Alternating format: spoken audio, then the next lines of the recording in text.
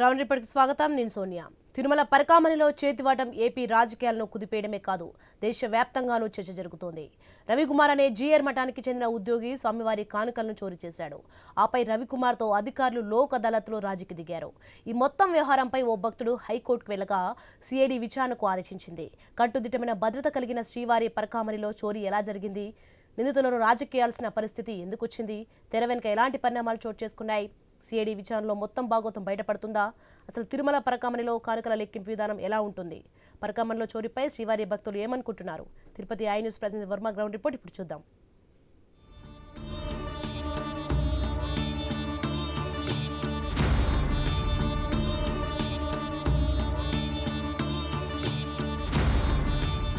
తిరుమల పరకామణి వ్యవహారం ఏపీ రాజకీయాలను కుదిపేస్తోంది. ఈ వ్యవహారంపై ఇప్పటికే ఏపీ హైకోర్టు సిఐడి విచారణకు కూడా ఆదేశించింది. ఇంతకీ తిరుమల శ్రీవారి పరకామణి అంటే ఏమిటి? ఇక్కడ లెక్కింపు కార్యక్రమం ఎలా ఉంటుంది? భద్రత ఎలా ఉంటుంది? ఈ చోరీ వ్యవహారం వెనుక ఏం జరిగింది? ఈ పూర్తి వివరాలు ఇవాల్టి ఐ న్యూస్ గ్రౌండ్ రిపోర్ట్లో చూద్దాం.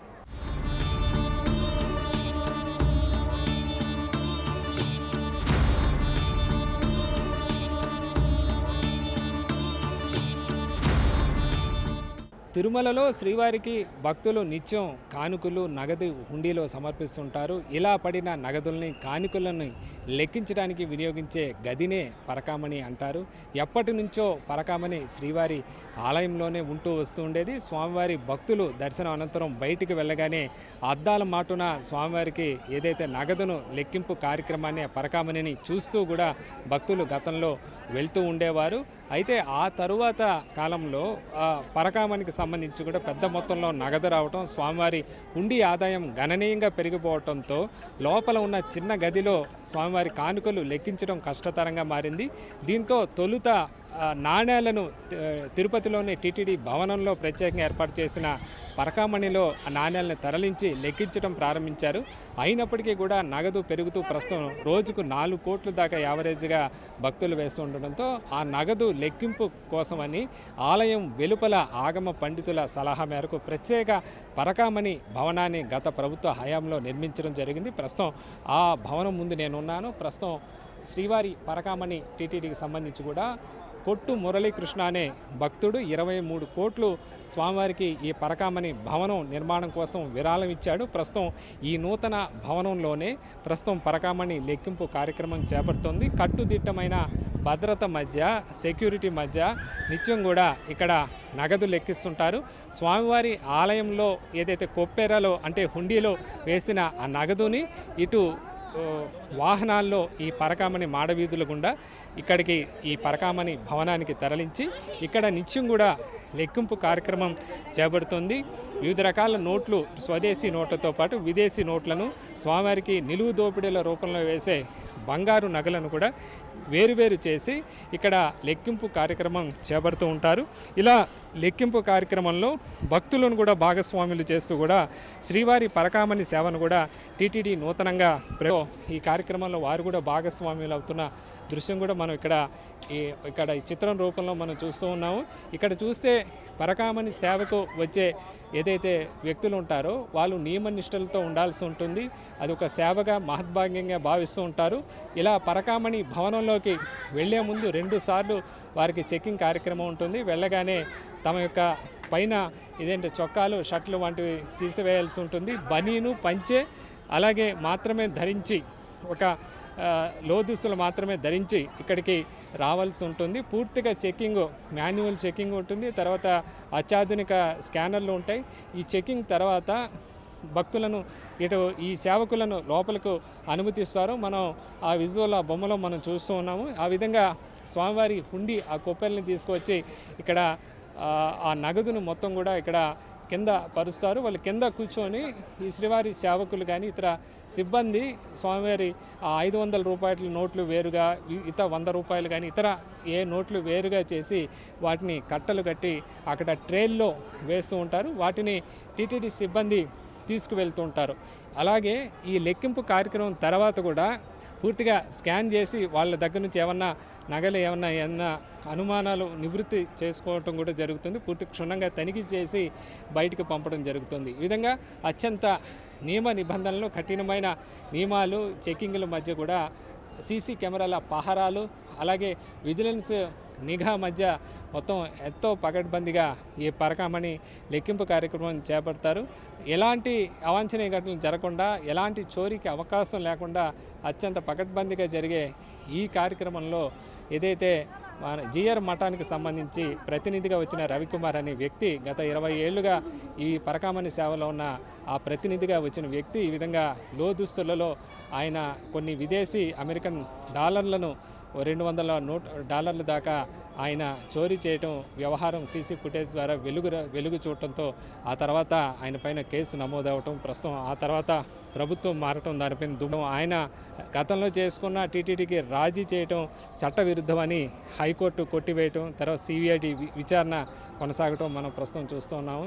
ఈ విధంగా ఇంత నియమనిష్టలతో కూడిన పరకామణిలో ఈ విధంగా చోరీ జరగడం మాత్రం భక్తుల మనోభావాలకు ఇబ్బందికరంగా మారిందని చెప్పుకోవచ్చు. దీనిపైన భక్తుల నుంచి అయితే ఖచ్చితంగా చర్యలు తీసుకోవాలి, కఠినమైన చర్యలు తీసుకొని మున్ముందు ఇలాంటి ఘటనలకు పాల్పడకుండా కఠినమైన చర్యలు తీసుకోవాలని అయితే భక్తులు కోరుతున్నారు. ఇంత పకడ్బందీగా ఇంత సీసీ కెమెరాల మధ్య జరిగిన ఇదే భవనంలో ఆ చోరీ వ్యవహారం కూడా వెలుగు చూడటం గమనార్హంగా చెప్పుకోవచ్చు. తొలుత ఆలయం బయట పరకామణి పెట్టాలా వద్దా అనే సంశయాలు ఉన్నప్పటికీ కూడా ఆగమ పండితుల సలహా మేరకే ఈ భవనాన్ని నిర్మించి ఇక్కడ లెక్కింపు జరిగిన తర్వాత ఈ ఘటన అయితే చోటు చేసుకున్న పరిస్థితి అయితే ఉంది. ఇలా అత్యంత కఠినమైన నియమాల మధ్య జరిగే ఈ పరకామణిలో జరిగిన చోరీ వ్యవహారం పైన ఖచ్చితంగా నిందితులపైన చర్యలు ఉండాలి. ఒకవేళ దీనిపైన ఏదైనా జరిగితే వెనుకలు ఎవరైనా ఉంటే వాళ్ళ మీద కూడా చర్యలు తీసుకోవాలని చెప్పి భక్తులైతే కోరుతున్నారు. అయితే గతంలో ఏదైతే రాజీ కుదిర్చారో అతను ఆస్తులు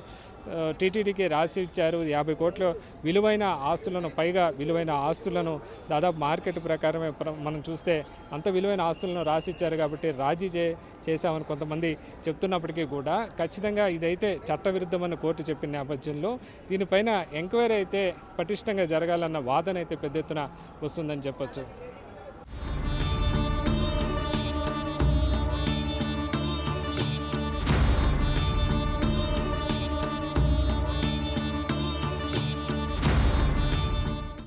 ఇక తిరుమల శ్రీవారి పరకామణి సేవలో పాల్గొనటం తమ పూర్వజన్మ సుకృతమని భక్తులు భావిస్తారు. దీనికోసం టీటీడీ సిబ్బందే కాదు, శ్రీవారి సేవకుల పేరుతో భక్తులకు కూడా టీటీడీ అవకాశం కల్పిస్తుంది. ఇక శ్రీవారి సేవలో పరకామణిలో పాల్గొనే అవకాశం ఎలా వస్తుంది, అక్కడ ఎలాగా లెక్కింపు కార్యక్రమం చేపడుతుంది, ఎలాంటి నిబంధనలు ఉంటాయి, మనతో పాటు పరకామణి సేవకులు కూడా ఉన్నారు. సార్ మీరు చెప్పండి, మీరు ఎక్కడి నుంచి ఈ సేవకు రావడం జరిగింది? ఓం నమో వెంకటేశాయ. నేను హైదరాబాద్ నుంచి వచ్చానండి. నా పేరు మిర్యాల యాదగిరి. నేను ఆర్టీసీలో డ్రైవర్గా జాయిన్ అయ్యి కంట్రోలర్గా రిటైర్ అయ్యాను. ఈ సేవకు రావడం ఇది 4వసారి. ప్రతి 3 నెలలకు 90 డేస్ తర్వాత మాత్రమే రీఎంట్రీ ఇస్తారు. అట్లా ఇది 4వసారి రావడము. అయితే గత 3 సార్లు నేను ఒక్కనే వచ్చాను. ఈసారి మా అబ్బాయి, మా పెద్ద కొడుకు శ్యామ్ కుమార్ అబ్బాయిని కూడా తీసుకొచ్చాను. ఏమైందంటే ఇంతమందికి ఓన్లీ ఎంప్లాయీస్కే ఇచ్చేవాళ్ళు పరకామణి. అయితే ఎంప్లాయీస్ సర్వీస్లో ఉండగా రాలేకపోతున్నారు, సెలవులు దొరకక. సాధారణంగా అందరికీ అవకాశం ఇవ్వాలని ఈవో గారి భావనతోటి 10th క్లాస్ స్టాండర్డ్ మీద జనరల్గా కూడా అవకాశం ఇచ్చారు గత 3 నెలల నుంచి. దానిలో భాగంగా మా అబ్బాయి కూడా ఈసారి జనరల్లో, నేనేమో ఎంప్లాయీగా వచ్చాను, మా అబ్బాయి జనరల్గా పరకామణి సేవకు వచ్చారు. అయితే 4 రోజులు ఒక బ్యాచ్, 3 రోజులు ఒక బ్యాచ్ ఉంటుందండి. మేము శనివారం బయలుదేరి వచ్చి ఆదివారం నాడు రిపోర్ట్ చేసాం. సోమ, మంగళ, బుధ, గురు ఈ 4 రోజులు ఇక్కడ పరకామణి సేవ. ఈ 4 రోజులలో ఒకరోజు తిరుపతిలో కాయిన్స్ లెక్కింపబడతారు. కేవలం కాయిన్స్ ఉంటాయి అక్కడ. ₹2, ₹1, ₹2, ₹5, 5 10 అవి చేస్తాం. మిగతా 3 రోజులు ఇక్కడ 500, 200, 100, 50, 20, 10 ఈ డినామినేషన్లన్నీ సపరేట్ చేసి బండిల్స్ చేసి అక్కడ ఇస్తాము. దేవస్థానం సిబ్బంది లెక్క పెట్టుకొని అక్కడి నుంచి బ్యాంక్ సిబ్బంది వాళ్ళు చేస్తారు. సార్ ఎలాంటి నిబంధనలు ఉంటాయి? మనం చాలా పవిత్రంగా మన లోపల వెళ్ళాల్సి ఉంటుంది. అక్కడ టీటీడీ నిబంధనలు పాటించాల్సి ఉంటుంది. వస్త్రధారణ కూడా బనీను, పంచెను మాత్రమే అనుమతిస్తారని ఇక్కడ నిబంధనలు అయితే ఉన్నాయి. ఎలాంటి వస్త్రధారణ మీకు ఏం చెప్తారు? అక్కడ గైడెన్స్ ఎలాంటి సూచనలు జారీ చేస్తారు? మాకు ఆదివారం నాడు సత్సంగం ఉంటుంది, క్లాస్ ఉంటుంది. ఆ రోజే ఈ స్కార్ఫ్ ఇస్తారు, ఈ టాగ్ ఇస్తారు, ఆ రోజే చెప్తారు. ఇక్కడ కేవలం ఈ బనీను, పంచ, డ్రాయర్ లోపలికి పోయేటప్పుడు సీసీ కెమెరాలు ఉంటాయి, స్కానర్లు ఉంటారు, సెక్యూరిటీ వాళ్ళు ఉంటారు, అందరూ పూర్తి చెక్ చేస్తారు. ఎలాంటి ఒక పిన్నిస్తో సహా ఎలాంటిది లోపలికి పోకుండా దారం కూడా చేతుకున్న దారంతో సహా పోయి లోపలికి తీసుకెళ్తారు. లోపలికి పోయి సేవ చేస్తాము. చేసినాక మళ్ళీ బయటకు వచ్చేటప్పుడు కూడా మళ్ళీ మొత్తం చూస్తారు. మొత్తం ఈ చొక్కా ఇలా బనీన్ పైకి అని చూపించారు. శ్రీవారి సేవకులతో పాటు ఆ లెక్కింపులో ఇంకా ఎవరు ఉంటారు? కేవలం వీరే ఇక ఓన్లీ స్లాట్, ఇది only online slot. Parakamani TTD Parakamani అనే సేవ ఆన్లైన్ స్లాట్ ఉంటుంది. స్లాట్లో మాత్రమే బుకింగ్ అయితే మాత్రమే రావాలి. ఎటువంటి మిస్లీనియన్స్ ఉండదు. ఎవరు మినహా ఏం చేసేదానికి ఉండదు ఇక్కడ. ఎవ్వరు ఏం చేయదు. సార్, ఈ మధ్యకాలంలో మనం తరచూ వార్తల్లో కూడా చూస్తున్నాం, పరకామణి సంబంధించి గతంలో అక్కడ చోరీ సిబ్బంది, జిఆర్ మఠ సిబ్బంది, ఇలాంటివి విన్నప్పుడు ఎలా అనిపిస్తూ ఉంటుంది? అది మాత్రం చాలా చాలా చాలా అన్యాయమైనది, చాలా ఘోరం. మేము భగవంతుని లోపలికి పోయిన ప్రతి భక్తుడు సేవ చేసేటప్పుడు ఇది పూర్వజన్మ సుకృతం. స్వామివారి సొమ్ము మనం ముట్టుకోవడం, లెక్కింపు చేయడం అని పరమ పవిత్రంగా భావిస్తాము. చేస్తారు అందరు కూడా. మళ్ళీ పోగానే గోవిందా ఓం నమో వెంకటేశాయ అంటారు. ఇప్పుడు వచ్చేటప్పుడు కూడా కొంతమంది భక్తులు కొంచెం భావావేశానికి కూడా లోనయ్యి, ఎందుకంటే ఇప్పుడు మళ్ళీ ఎప్పుడు నాకు స్లాట్ దొరుకుతుందో, మళ్ళీ ఎప్పుడు వస్తానో, స్వామి ఎప్పుడు కరుణిస్తాడో, నాకు ఓం నమో వెంకటేశాయ గోవిందా, నాకు మళ్ళీ అవకాశం ఈ తండ్రి, నాకు సేవాభాగ్యం కలిగించు తండ్రి అని భక్తిపూర్వకమైన మనకు అదృష్టం కలిగిందని భావోద్వేగం తప్ప మనకు వేరే దురభిప్రాయాలు అంటూ ఉండవు. ఎలాంటి దురభిప్రాయం లేదు. అది అన్యాయం జరిగిందనే విషయంలో అది మన స్థాయిలో లేదు. అది ఆ విషయం, అది వేరే విషయం. ఇలాంటి వ్యవహారాల పైన ఎలాంటి చర్యలు ఉంటే భక్తులుగా చెప్పండి. అది ఇలాంటి ఒకవేళ అది ఒక ప్రచారమైనా దుష్ప్రచారమైనా ఇలాంటి ఘటనలో పునరావృతం కాకుండా భక్తుల మనోభావాలకు సంబంధించిన అంశాలు మీరు ఒక భక్తునిగా ఏం చెప్తారు? అది ఒక్క మాటలో చెప్పాలంటే, ఒక ప్రభుత్వం అలా జరిగింది. ఒక ప్రభుత్వంలో ఇప్పుడున్న ప్రభుత్వం, ఇప్పుడున్న ఇక్కడ ముఖ్యమంత్రి వీళ్ళు ఆ స్వామిని నమ్ముకున్నారు. వీరు కూడా అంత పవిత్రంగా భావిస్తారు కాబట్టి వీరి నిర్వహణలో అలా ఇప్పుడు జరగదని మేము భావిస్తున్నాం. ఇంతకుముందుకు జరిగింది, ఏది జరిగినా అది మాత్రం చాలా అన్యాయము. వినకుండా ఇటువంటి భవిష్యత్తులో ఇంకోసారి ఎప్పుడు వినకుండా కనకుండా ఇట్లాంటిది జరిగిందనేది తెలియకుండా ఉండాలని కోరుకుంటున్నాను. మీరు ఆన్లైన్లో ఎట్లా దీన్ని ఆన్లైన్లో కూడా అప్లికేషన్ కూడా టెలిఫోన్లో కానీ మామూలుగా సిస్టంలో కానీ చేస్తారు. పరకామణి టీటీడీ అని ఉంటుంది. కేవలం ప్రతి నెల చివరి వారంలో ఈ స్లాట్ ఎప్పుడు అనేది ఇస్తారు. ఇప్పుడు ఈ నెలకు నవంబర్ 5వ తారీఖు స్లాట్ రిలీజ్ అవుతుందని మొన్న ఇచ్చారు. మాకు నోటీస్ వస్తుంది అంటే పేపర్, మేము ఆ యాప్ డౌన్లోడ్ చేసుకుంటే మాకు ఇంటిమేషన్ వస్తుంది. ఉదయం 11 గంటలకు అని చెప్తారు. మేము ఆ ఉదయం 11 గంటలకు మా ఆధార్ కార్డు, తర్వాత మా ఐడి కార్డు అవన్నీ రెడీ పెట్టుకొని ఉంటాము. అది వెబ్సైట్ ఆన్ చేసి ఎంటర్ చేయగానే ఓటీపీ అడుగుతుందండి. ఓటీపీ చెప్పగానే మీకు ఏ డేట్ కావాలని అడుగుతుంది. 4 వారాలు ఉంటుంది. అంటే సోమవారం నుంచి గురువారం వరకు ఒక స్లాట్, శుక్ర శని ఆది ఒక స్లాట్, ఇట్లా 4 వారాలు అడుగుతుంది. ఈ డేటు ఈ 4 వారాలు మీకు ఎప్పుడు కావాలని అడుగుతుంది. మన వసతిని బట్టి ఆ డేట్కి. లోపల వ్యవస్థ లెక్కింపు కార్యక్రమం లోపల ఎలా ఉంటుంది? మీ దగ్గర కొప్పెర అంటారు, ఆ కొప్పెరని తీసుకొస్తారు, అంటే హుండి కొప్పెర తీసుకురాస్తుంది. ఎలా ఉంటుంది? వాటిని తీసుకొచ్చిన దగ్గర వాటి లెక్కింపు కానీ, తర్వాత కట్టలు కట్టే విధానం కానీ ఎలా జరుగుతుంది?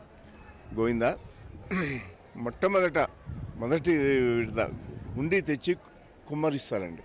కుమ్మరిస్తే అక్కడ ఒక 20 మంది 30 మంది భక్తులు మొదట కరెన్సీ కాగితాలు మాత్రం తీస్తారు. అందులోకి వెళ్ళి తీసి టబ్బులలో వేస్తారు. గోల్డ్ తీసి వేరే దాంట్లో వేస్తారు, సిల్వర్ తీసి వేరే దాంట్లో వేస్తారు, ముడుపులు ఉంటాయి, ముడుపులు తీసి వేరే దాంట్లో వేస్తారు. అక్కడ ఒక కార్యక్రమం. అది కూడా మీరు పాల్గొవచ్చా? అది కూడా భక్తులు చేసేది, అంత సేవకులు చేసేది. అటునుంచి రెండో విడత ఈ టబ్బులో సేకరించిన సొమ్ము ఇటువైపు ఒక 20, అటువైపు 20 మంది కూర్చుంటే వీళ్ళ మధ్యన పోస్తే వీళ్ళు ఏం చేయాలంటే కరెన్సీని సపరేట్ చేయాలి. 500, 200 అన్నీ వేరే వేరే టబ్బులలో వేయాలి. 5 రూపాయల కానించి వేరే టబ్బులు. ఇక్కడి నుంచి అయిపోయాక మళ్ళీ వేరే దగ్గర వేస్తారు. ఒక లైన్లో 500 వేస్తారు, ఒక లైన్లో 200 వేస్తారు, ఒక లైన్. అప్పుడు మేము 500. ఇప్పుడు భక్తుడు తన పవిత్రమైన భావనతోటి, తన మొక్కు తీరిందని భావనతోటి ఎంతో సంతోషంగా అది చెల్లించే రూపాయిని ఇట్లా మడిచి దాంట్లో ఒక రూపాయి పెట్టి మడిచి అందులో వేస్తారు. అప్పుడు మేము అది మడిచిన దాన్ని విప్పి మొత్తం 500 నోట్లని ఇంతలా కట్టగడతాం.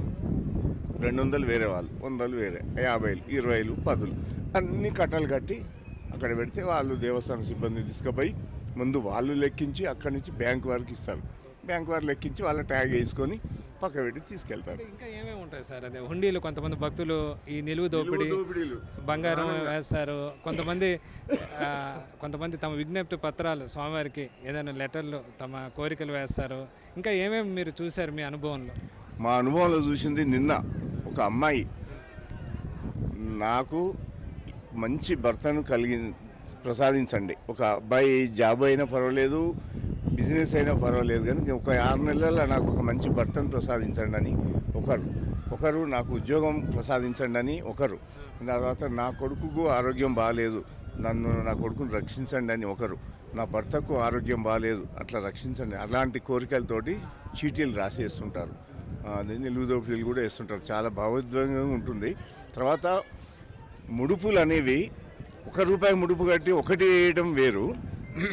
₹1 ముడుపుతో స్వామివారికి ఇంత పెద్ద మాల కడతారు. ఒక్కొక్క రూపాయి ముడుపుతోటి కట్టి అందులో వేస్తారు. ఆ ముడుపులు ఇప్పుతుంటే మేమైతే నిజంగా చాలా భావావేశానికి లోనయ్యాం. ఏ తల్లికి ఎంత కష్టం వస్తే ఈ ముడుపు కట్టి ఇందులో వేసిందో అని అంత భావావేశంగా చాలామంది కూడా అట్లా భావోద్వేగం కన్నీళ్ళు కూడా వస్తూ ఉంటాయి. మేము చూసినప్పుడు నిజంగా ఒక తల్లి ఇప్పుడు నిలువు దోపిడీ ఇచ్చిందంటే తన భర్తకి ఎంత కష్టం వచ్చిందో, నా తాలిబొట్టు నీకే ఇస్తున్న స్వామి, నీకు దయ ఉంటే నా తాలిబొట్టు రక్షించు అన్నంత భావనతోటి ఆ తల్లి నిలువు దోపిడీ ఇచ్చిందని మేము అనుకుంటామండి. పట్టుకోవడానికి మాకు ఒక రకమైన ప్రకంపిత వస్తుండే. తాలిబొట్టు పట్టుకోవడం అంటే మాటలు కాదు, అది వేరే ఒక స్త్రీ తాలిబొట్టు మనం పట్టుకోవడం అంటే ఆ భగవంతుడికి సమర్పించిందంటే ఆమె ఒక స్త్రీ తన సర్వస్వం ఈ తాలిబొట్టు అనుకునే దాన్ని. తాలిబొట్టు నిలువు దోపిడీ అంటే ఒక తాలిబొట్టు, ఈ చెవులు, ముక్కులు, కాళ్ళకు మెట్టెలు, పట్టీలు, ఈ 5 వస్తువులు కంపల్సరీ ఇస్తారు. కష్టం వస్తే తన తాలిబొట్టును తీసి భగవంతునికి సమర్పించిందో అని మేము చాలా భావోద్వేగానికి లోనవుతాము. అలాగే యాదగిరి గారి సతీమణి గారు కూడా ఉన్నారు. ఆమె కూడా వేరే శ్రీవారి సేవలో ఉన్నారు. అయితే పరకామణి పురుషులకు మాత్రం కాబట్టి ఆమె ఉన్నారు. అమ్మ, మీ పేరమ్మా? ఇప్పుడే మీ భర్త గారు భావోద్వేగానికి గురయ్యారు, పరకామణి సేవలో పాల్గొనడం అదృష్టం అని చెప్తున్నారు. మీకేమనిపిస్తుంది? నాకు కూడా చాలా సంతోషంగా ఉంది స్వామివారి సేవ చేసుకోవడం కూడా. ఈ భాగ్యం కల్పించినందుకు ఆ స్వామివారిని వేడుకుంటున్నాం. వారు చెప్పారు చాలా భావోద్వేగానికి గురయ్యారు. కొంతమంది వాళ్ళ కష్టాలకి తాలిబొట్లు కూడా స్వామివారికి నిలువు దోపిడీలు సమర్పిస్తారని. మరి ఇంత భక్తిగా భావంతో భక్తులు ఇస్తూ ఉంటే మనకు కొన్ని ఆరోపణలు కూడా వస్తున్నాయి. అవన్నీ విన్నప్పుడు ఎలా అనిపిస్తుంది? అంటే స్వామివారు ఇంత భక్తిగా, ఇంత భావోద్వేగం, ఇన్ని కష్టాలు చేసి పైసా కూడబెట్టిన ఖర్చుకు సంబంధించి అవి కూడా చోరీలు జరుగుతున్నాయన్న మాటలు విన్నప్పుడు గుళ్ళో చాలా బాధ అనిపిస్తుంది సార్. అసలు చాలా బాధ అనిపిస్తుంటుంది. చాలా బాధ అనిపిస్తుంది. అలా జరగకూడదని అనిపిస్తుంది. మరి ఎప్పుడు కూడా అలా జరగొద్దని అనిపిస్తుంది. భావోద్వేగానికి గురయ్యారు కూడా మనం చూస్తాం. మనం మాట్లాడుతుంటే కన్నీళ్ళు కూడా వస్తున్నాయి. కొంతమంది మహిళలు అయితే తమ కష్టాలు స్వామివారికి చెప్పుకొని నిలువు దోపిడీలు తాలిబొట్లు కూడా సమర్పించే కష్టం తీర్చే స్వామి అని మాట్లాడతారంట. కొంతమంది పెళ్లి కాలేదని స్వామివారికి తన విజ్ఞప్తి పత్రాలు ఇస్తారు. ఇలా రకరకాల కేవలం హుండీ అంటే కేవలం అందులో డబ్బులు వేయటమే కాదు, భక్తుల సెంటిమెంట్ సంబంధించి నిలువు దోపిడీలు, స్వామివారి విజ్ఞప్తి పత్రాలు కానీ, నగదు కానీ, ఇలా అనేక రకాల మనోభావాలు భక్తులకు ముడిపడి ఉంటాయి. ఇలాంటి పరకామణిలో ఎలాంటి అవాంఛనీయ ఘటనలు, ఎలాంటి దుర్బుద్ధి చోటు చేసుకోకూడదని చెప్పి వీళ్ళంతా భక్తులు కోరుతున్న పరిస్థితి అయితే ఉంది.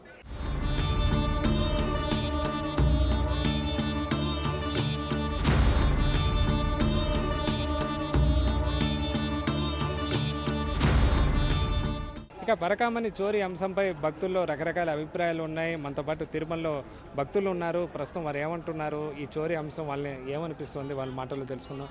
సార్ చెప్పండి, ఎలా చూడాలి ఈ పరకామణి సంబంధించి చోరీ వ్యవహారం? జరిగిందని కొంతమంది, జరగలేదని కొంతమంది, రాజకీయ ఆరోపణలు మరి కొంతమంది, ఈ విధంగా ఉంది. ఎలా భక్తులుగా మీరు ఏమంటారు? జరగలేదు అనేది అది అబద్ధమే అండి. జరిగితేనే కదా ఇప్పుడు హైకోర్టులోని ఏమని ఒక జస్టిస్ చెప్పింది. హైకోర్టు ఏమని చెప్పింది, ఎంక్వైరీ కమిషన్ వేద్దాం రిటైర్డ్ ఎంప్లాయీస్ని. లాస్ట్ టైం గత ప్రభుత్వంలో ఈఓ కానీ, చైర్మన్లు కానీ వాళ్ళందరినీ, పిటిషనర్లని అందరినీ కేసులో ఇన్వాల్వ్మెంట్ చేసింది కదా సార్. మరి పరకామణిలోని లోక్ అదాలత్లో ఎలా మీరు కాంప్రమైజ్ చేసుకున్నారు? అంటే దొంగతనం చేశారనేది ఒకటి జరిగింది, వాళ్ళే ఒప్పుకుంటున్నారు. దొంగ అనేదే దొంగోళ్ళు ఒప్పుకున్నారు. ఒప్పుకున్న తర్వాత ఎలాగ లోక్ అదాలత్లో చేశారంటే రూపాయి దొంగతనం చేసిన దొంగతనమే అంటాం. అసలు దేవుడి సొమ్ముని ఎలా దొంగతనం చేశారు? ఆ రవికుమార్ అన్న అతను ఎవరు? ఆ రవికుమార్ అన్న అతను ఏం చేస్తున్నాడు? మరి ఇంటి దొంగల్ని ఆ రోజు పట్టుకొని వదిలేసి గత ప్రభుత్వం ఏమని ప్రజలకి తెలియజేయాలనుకుంది? వాళ్ళకి వాళ్ళు చిన్న తప్పు అయిపోయింది అంటే పిక్ పాకెట్ గాడికి మాత్రం పెద్ద శిక్ష ఉంది, పరకాణిలో సొమ్ము తీసుకెళ్ళినోడు చిన్న తప్ప. దీని మీద హైకోర్టులు చాలా సీరియస్గా పరిగణించింది. ఏం చెప్తారంటే వాళ్ళు ఏం చెప్తున్నారంటే ఆయన పశ్చాత్తాపడ్డాడు, ఆయన ఆస్తులన్నీ దాదాపు 50 కోట్ల పైన విలువైన ఆస్తులు రాసి చేశాడు, దాంతో అదే రాజీ అప్పట్లో చేశారు అని చెప్తున్నారు. 50 కోట్లు అంటే మరి వాళ్ళు అనేది వాస్తవేనండి. 50 కోట్లు వాళ్ళే చెప్తున్నారంటే 100 కోట్లు పరకాణిలో మాయమైపోయినట్టే, అంతే కదా. స్వామివారి వస్తువులు ఎన్ని మాయమయ్యాయో మరి వాళ్ళందరూ రంగులు పంచుకోవడంలో తేడా జరిగిందో లేకపోతే వాళ్ళ వ్యవహారంలో బెడిసికొట్టిందో అనేది కోర్టు లేకపోతే విజిలెన్స్ డిపార్ట్మెంటు ఇప్పుడున్న పాలక మండలి తేల్చాలి. ఇప్పుడు TV5 చైర్మన్ గారు ఉన్నారు, ఆయన మరి దీని మీద ఎలాంటి నిర్ణయం తీసుకుంటారో హిందువుల మనోభావాలు దెబ్బకి తినకుండా ఇప్పుడున్న పాలక మండలి నిర్ణయం తీసుకోవాలండి. ఆయన 50 కోట్లు ఎందుకండి రాసిస్తాడు? 50 కోట్లు రాసి ఇచ్చినంత అమాయకుడా? అంటే ఆయన భార్య పిల్లలు రోడ్డు మీద పడిపోతారా? ఆయన స్వామివారి మీద అంత బతుకున్నాడు, మరి దొంగతనం ఎందుకు చేశాడు పరకాణిలో? పరకాణిలో దొంగతనం చేయడం దేనికండి? అప్పుడే రాయొచ్చు కదా. దొంగతనం కన్నా ముందే ఆయన 50 కోట్లు స్వామివారికి ఇమ్మనండి, అన్నదాన సత్రంకి ఇమ్మనండి, లేకపోతే ఒక కాటేజీ కట్టమనండి. వీళ్ళు చెబుతారు సార్, గత ప్రభుత్వ నాయకుల పెడధోరణి వాళ్ళ వ్యవహార శైలి అందరికీ తెలుసు. ఆంధ్ర రాష్ట్ర ప్రజలే కాదు, ఉమ్మడి ఆంధ్రప్రదేశ్ ప్రజలందరూ గమనించారు. పరకాణిలో దొంగతనం జరిగింది కాబట్టే లోక్ అదాలత్లో వాళ్ళు చిన్న సెటిల్మెంట్ చేసుకున్నారు. దాన్ని 70,000 కింద చూపించారు. కొట్టేసింది 700 కోట్లైనా ఆశ్చర్యపడక్కర్లేదు. త్వరలో నిజాలు బయటపడతాయి. బయటపడినప్పుడే ప్రజలు చూస్తారు. సోమవారం కూడా దాని మీద ఎలాంటి చర్య తీసుకోవాలో ఆయనే దారి చూపిస్తారు అంటున్నారు. పరకామణి వ్యవహారంపై పూర్తి స్థాయిలో విచారణ జరగాలి. దీంతో కేవలం రాజీ పరిష్కారం కాదు, దీనిపైన ఏదైతే ఎవరైనా సామాన్యుడు చోరీ చేస్తే ఏ విధంగా శిక్షలు పడతాయో అలాంటి శిక్షలు కూడా అమలు కావాలని చెప్పి కోరుతున్న పరిస్థితి అయితే ఉంది. ఇది పరకామణి చోరీ వ్యవహారంపై తిరుమలలో భక్తుల అభిప్రాయాలు.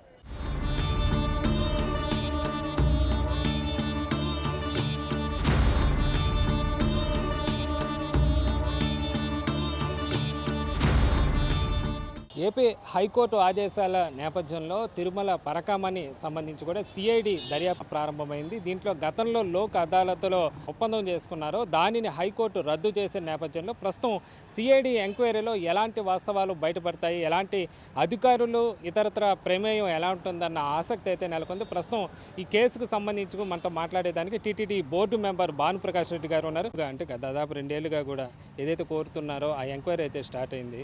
ప్రస్తుతం ఎలా ఉండబోతుంది? హైకోర్టు గైడెన్స్ నేపథ్యంలో ప్రస్తుతం సిఐడి దర్యాప్తు ఎలా ఉండబోతోంది? ఖచ్చితంగా స్వామివారి పరకామణి వెంకటేశ్వర స్వామి సొత్తుని చోరీ చేసి పంచుకునే ప్రతి ఒక్కరూ చట్టం ముందు నిలబడే రోజులు దగ్గరలోనే పడి ఉన్నాయి. రాష్ట్ర సిబిసిఐడి డీజీ రవిశంకర్ గారు తిరుమలకి రావడం జరిగింది. ఈ పరకామణిలో జరిగిన వ్యవహారాలు పరిశీలనకి నేను కూడా వారిని వ్యక్తిగతంగా కలిసి నా దగ్గర నుండి ఆధారాలు పూర్తిగా వారికి ఇవ్వడం జరిగింది. ముఖ్యమైన ఆధారాలు ఏమిటంటే చోరీ చేసినటువంటి సంఘటన CCTV ఫుటేజెస్ టీటీడీ దగ్గర లేవు, కమాండ్ కంట్రోల్లో లేదు, పరకామణి లేదు. ఎందుకు దాన్ని అరేంజ్ చేశారు, ఎందుకు దాన్ని మొత్తం దాన్ని దొరకకుండా చేస్తారో దీన్ని బట్టి అర్థమైపోతుంది. మీ ఇంట్లో నీతి నిజాయితీ ఉంటే ఆ CCTV ఫుటేజ్ ఎందుకు ప్రొటెక్ట్ చేయలేదు, ప్రిజర్వ్ చేయలేదు? కాబట్టి దీన్ని గమనించినట్టయితే మనకు బాగా మతలబు ఉంది. దీంట్లో 100 కోట్ల రూపాయల చేతులు మారాయని చెప్పి మనకు ఫిర్యాదులు ఉన్నాయి. సీరియస్ కేసు పైన ప్రస్తుతం ఎందుకని ఈ జాప్యం జరుగుతోంది? మీరు చెప్పినట్టు ఆధారాలు, ముఖ్యమైన ఆధారాలు ఏదైతే రికార్డు అన్నీ స్వాధీనం చేసుకోమని కోర్టు చెప్పిన నేపథ్యంలో అవి ఆధారాలన్నీ ఎక్కడికి పోయినాయి, ఎవరు దాన్ని చెరిపేశారంటారు? ఆధారాలు అప్పుడు నుండి అధికారులు 2019 నుంచి 2024 వరకు ఎవరెవరు ఉన్నారో అధికారుల ప్రోద్బలం వల్లే ఇవి జరిగింది. టీటీడీలో నుండి అధికారులు చేశారా, తాడేపల్లి ప్యాలెస్ నుంచి వచ్చిన అధికారుల ఆదేశంతో చేస్తారా? ఆ వివరాలన్నీ బయటపడాల్సిన అవసరం ఉంది. ఖచ్చితంగా ఒకటి ఈ చేత్తో చేస్తే ఈ చేత్తో అనుభవించాల్సిన సమయం ఇది. ఎందుకంటే వెంకటేశ్వర స్వామి సాధారణమైన దేవదేవుడు కాదు. ఆయన ఈ చేత్తో చేస్తే ఈ చేత్తో ఖచ్చితంగా దానికి పనిష్మెంట్ ఇస్తాడు. ఈరోజు భక్తులు కోరుకున్న విధంగా సిబిసిఐడి ఇప్పుడు మా ప్రభుత్వం గతంలో వైసీపీ ప్రభుత్వంలో Indian police service Indian political సర్వీస్కి మార్చుకున్నారు. మా ప్రభుత్వం ప్రజల కోసం పనిచేసినటువంటి పోలీసులు ఉన్నారు కాబట్టి ఎట్టి పరిస్థితుల్లోనూ దీన్నైతే మేము చాలా సీరియస్గా తీసుకున్నాం. మొన్ననే ముఖ్యమంత్రి గారి దృష్టికి కూడా తిరుమల బ్రహ్మోత్సవాల సందర్భంగా వచ్చినప్పుడు సందర్భంలో వారికి చెప్తే, లేదు ఖచ్చితంగా భక్తులకి న్యాయం చేస్తాం, స్వామివారి సొత్తు కొట్టేసిన ప్రతి ఒక్క రూపాయిని తిరిగి స్వామివారి గజానికి చేరుస్తామని చెప్పి ముఖ్యమంత్రి గారు కూడా చెప్పడం జరిగింది. మనం గతంలో ఏదైతే సీసీ ఫుటేజ్ గతంలో వచ్చిందో విజిలెన్స్ అధికారులు, అది మనం ఒక రోజు 2 రోజులతో కూడా సరిగా తెలియదు. ఆ ఫుటేజ్ ఒక్కటి మాత్రం ఆధారంగా ఉంది. అది కూడా లేకపోయింటే పరిస్థితి అసలు ఎవరికి తెలిసి ఉండేది కాదు. మరి ఏమైపోయినాయి అంటారు ఈ ఆధారాలు? కొన్ని నెలలుగా అతను అంతకు ముందు నుంచే విధులు నిర్వహిస్తూ ఉన్నాడు. మరి ఆ ఫుటేజ్ అంతా ఎందుకు లేదు? మరి గుడిలో లింగాన్ని మింగేస్తారని సామెత ఉంది. దానికి కరెక్ట్గా వైసీపీ వాళ్ళు సరిపోతారు. అలాగే స్వామివారి సొత్తు ఏందండి, వెంకటేశ్వర స్వామి సొత్తు మీద అంత ధైర్యంగా కన్నేసి దాన్ని కాజేసిన వాళ్ళు మళ్ళీ ఈరోజు బహిరంగంగా మాట్లాడుతున్నారు. నువ్వే 40 కోట్ల రూపాయలు స్వామివారికి రాయిచ్చావు. ఎవరయ్యా నువ్వు రాయిచ్చేదానికి? నీకేం హక్కు ఉంది? అసలు టీటీడీ బోర్డుకి కాదు, ఈ రాష్ట్ర ముఖ్యమంత్రికి కూడా అధికారం లేదు. వెంకటేశ్వర స్వామి కాజేసిన వాడిని చట్టం ముందు నిలబెట్టాలా, శిక్షించాలి తప్ప రాజీ చేసి చెట్టు కింద పంచాయతీలు చేసే అంశం కాదు ఇది. కాబట్టి గత ప్రభుత్వం ఒక హిందూ వ్యతిరేక ప్రభుత్వం రాష్ట్రంలో రాజ్యమేలిందనే దానికి నిదర్శనం ఈ పరకామణి ఇష్యూనిగా మనం కానీ గమనించినట్టయితే. ఎందుకంటే హిందూ మతం మీద కానీ హిందూ దేవుళ్ళ మీద కానీ విశ్వాసం నమ్మకం ఉన్న వ్యక్తులు ఎవరు ఇలాంటి పనులు చేయరండి. బయటపడిన తర్వాత ఆ అంశాన్ని సీరియస్గా తీసుకొని వెంకటేశ్వర స్వామి పవిత్రత కాపాడుతూ భక్తుల మనోభావాలు కాపాడాల్సిన నైతిక బాధ్యత ఆ ప్రభుత్వం మీద ఉండింది, వైసీపీ ప్రభుత్వం మీద. వారు దాన్ని నిలబెట్టుకోలేకపోయారు. సిఐడి వచ్చారు, స్టేషన్ పరిశీలించారు, పరకామని వచ్చారు, రికార్డులు తనిఖీ చేశారు, మీరు కొన్ని వివరాలు ఇచ్చారు. అంటే మీరు ఏమేమి వివరాలు ఇచ్చారు వాళ్ళ దగ్గర? నా దగ్గర ఆ సీసీటీవీ ఫుటేజ్, నా దగ్గర ఉన్నటువంటి సీసీటీవీ ఫుటేజ్ వారికి ఇవ్వడం జరిగింది. దురదృష్టవశాత్తు టీటీడీ అధికారులను అడిగితే మా దగ్గర లేవు అని చెప్పే సమాధానం వాళ్ళ దగ్గర నుంచి వస్తుంది. ఎందుకంటే వాళ్ళ దగ్గర నిజంగా లేవు, అరేంజ్ చేశారు. ఆ అరేంజ్ చేసిన దానికి కూడా పరకామణి 2 ఉంది దాంట్లో. ఎట్లా పుష్ప 1, పుష్ప 2 మరిగా ఆ సీసీటీవీ ఫుటేజ్ అరేంజ్ చేసినటువంటి శివశంకర్ అనే వ్యక్తి అక్కడ భక్తులు పోగొట్టుకుంటే బంగారు కానీ డబ్బు విలువైన వస్తువులు కానీ వాళ్ళకి అందించి కూడా ఆయన కాజేస్తాడు. నువ్వు దీని కానీ నువ్వు తొలగిస్తే నీకు సేఫ్ ఎగ్జిట్ ఇస్తామని చెప్పి ఆయన పేరెంట్ డిపార్ట్మెంట్కి పంపించారు. మనందరికీ తెలుసో తెలియదు, కొండ మీద 5 లడ్లు ఒక రూము బ్లాక్లో అమ్మితేనే వాడిని కేసు ఎఫ్ఐఆర్ కట్టి కోర్టుకు పెడుతున్నటువంటి పోలీసులు ఎందుకు శివశంకర్ విషయంలో కానీ ఈ రవి విషయంలో కానీ ఎందుకు మౌనంగా ఉన్నారో, ఈ మౌనానికి వెనక ఉన్న కారణాలు తొందరలోనే సిబిసిఐడి పూర్తి వివరాలతో పూర్తి ఆధారాలతో బయటపడుతుంది. నేను మళ్ళీ చెప్తున్నా, మా ఎన్డీఏ కూటమి ఎవరి మీద కక్ష సాధింపు ధోరణితో పనిచేయట్లేదు. స్వామివారి పవిత్రత కాపాడాలి, భక్తుల మనోభావాలు కాపాడాలని చెప్పే దృఢ సంకల్పంతో మేము ముందుకు పోతున్నాం. దీన్ని కూడా వాళ్ళు రాజకీయ కోణంలో చూసి రాజకీయ ముసుగు రంగు పులిమే దిశగా వారు ప్రయత్నం చేస్తున్నారు. దీని మీద ఈ వ్యవహారంలో ఇప్పటికే సిఐడి రంగంలో దిగిన నేపథ్యంలో అరెస్టులు ఉండబోతాయి అనుకుంటున్నారా? ఏమైనా నిందితులను అరెస్టు చేసే అవకాశం ఉందా? ఎందుకంటే మీరు చెప్తున్న నిందితులు ఒక రవికుమార్ మినహాయిస్తే మిగతా అందరూ కూడా ఉన్నత ఉద్యోగులు, ఉన్నత అధికారులు కానీ ఉన్నత స్థాయిలో ఉన్న వ్యక్తులు, పొలిటికల్గా ఉన్న వ్యక్తులు. మరి వాళ్ళ అరెస్టులు ఏమైనా ఉండే అవకాశం ఉందనుకుంటున్నారా మీరు? ఖచ్చితంగా ఎంత స్థాయి వ్యక్తి అయినా సరే, ఏ స్థాయి వ్యక్తి అయినా సరే ఖచ్చితంగా స్వామివారి ముందు, మనందరికీ సుప్రీం వెంకటేశ్వర స్వామి, ఆయన ముందు వీళ్ళు వీళ్ళు చీమలంతా. కాబట్టి ఎవరు తప్పించుకునే అవకాశం లేదు. ఎంత పెద్ద స్థాయిలో ఉన్నట్టు ఉన్నతాధికారులైనా ప్రజాప్రతినిధులైనా ఎవరిని వదిలే ప్రసక్తి లేదు. ఖచ్చితంగా దీంట్లో అసలు డీజీ గారే నివ్వెరపోయారు. ఇలాంటి ధార్మిక క్షేత్రంలో ఇంత ధైర్యంగా ఇలాంటి కార్యక్రమాలు చేసే ధైర్యం వారికి ఎలా వచ్చిందని చెప్పి డీజీపీ గారే నివ్వెరపోయారు. చట్టంలో లొసుగులు కూడా ఉంటాయి. ఇప్పుడు మీరు గతంలో కరుణాకర్ రెడ్డి గారు చెప్పారు, అది బోర్డులో రెజల్యూషన్ చేస్తాం కాబట్టి దాన్ని ఆ విధంగా దాన్ని ఏదైతే అతను సంబంధించిన ఆస్తులు టీటీడీకి ఇచ్చామో దాని పద్ధతి ప్రకారం చేసామని చెప్పి గతంలో ఆయన చెప్పారు. మరి ఇవన్నీ చట్టపరిధిలోకి ఎట్లా ఉంటాయి అనుకుంటారు? అసలు బోర్డుకి ఏం అధికారం ఉందండి? బోర్డుకి ఏం అధికారం ఉంది అంటున్నా. ఒక దొంగతనం చేస్తే 409 ఐపీసీ సెక్షన్ పెట్టాల్సింది కాంపౌండబుల్ కేసే కాదు. నువ్వు 409 పెట్టకుండా తీసుకుని దాన్ని రాజీ చేసిందే తప్పు. కాబట్టి ఎవరెవరు చేశారో ఆ రోజు బోర్డులో తీసుకున్న నిర్ణయం కూడా తప్పు. తప్పు. ఆ బోర్డు రెజల్యూషన్స్ కూడా రేపు మీడియా ముందు పెట్టబోతున్నాను. అత్యవసర కారణంగా మేము నిర్ణయం తీసుకున్నామని చెప్పి బోర్డులో ఏం అత్యవసర కారణం అండి? స్వామివారు ఏమైనా అప్పుల్లో ఉన్నాడా? వెంకటేశ్వర స్వామి ఏమైనా అప్పు వచ్చినటువంటి 14 కోట్లు మీరు ఏమైనా జీతాలు ఇవ్వాలా? 20,000 కోట్లు ఉంది మన స్వామికి, వెంకటేశ్వర స్వామికి. ఆయన